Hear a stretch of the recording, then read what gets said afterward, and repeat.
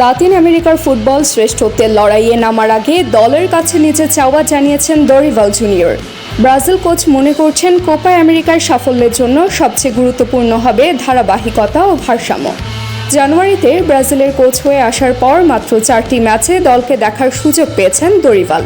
অভিজ্ঞ এই কোচ স্বীকার করে নিয়েছেন মাঠের সমন্বয় এখনও সেভাবে গড়ে ওঠেনি।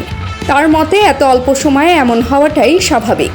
মাত্র 3 মাস আগে গড়া একটি দল যেখানে ছেলেরা 15 বা 20 দিন কাজের পর চলে যায়, তাদের মধ্য থেকে আমাদের একটা ভারসাম্য বের করে নিতে হবে।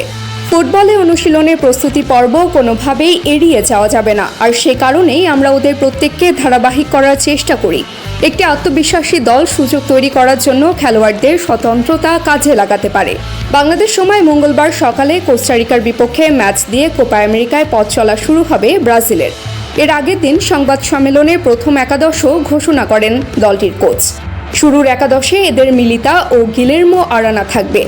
যদি প্রয়োজন হয় প্রতি ম্যাচে একটি বা দুটি পরিবর্তন আসতে পারে। সব খেলোয়াড়ই তৈরি, ওদের কাউকে নিয়েই আমাদের প্রত্যাশা কম নয়। আমরা যে কোনো পরিস্থিতির জন্য তৈরি।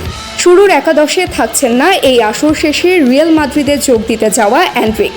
17 বছর বয়সী স্ট্রাইকারকে দ্বিতীয়ার্ধে নামানোর আভাস দিলেন দরিভাল। শুরুর একাদশে এন্ড্রিকের থাকা সহজাতভাবেই ঘটবে। এটা সম্ভবত খুব বেশি সময় নেবে না, কারণ সে খুবই দক্ষ। তাকে মাঠে নামানোর জন্য আমি উন্মুখ, কিন্তু এর জন্য একটা যথাযথ ভারসাম্য প্রয়োজন।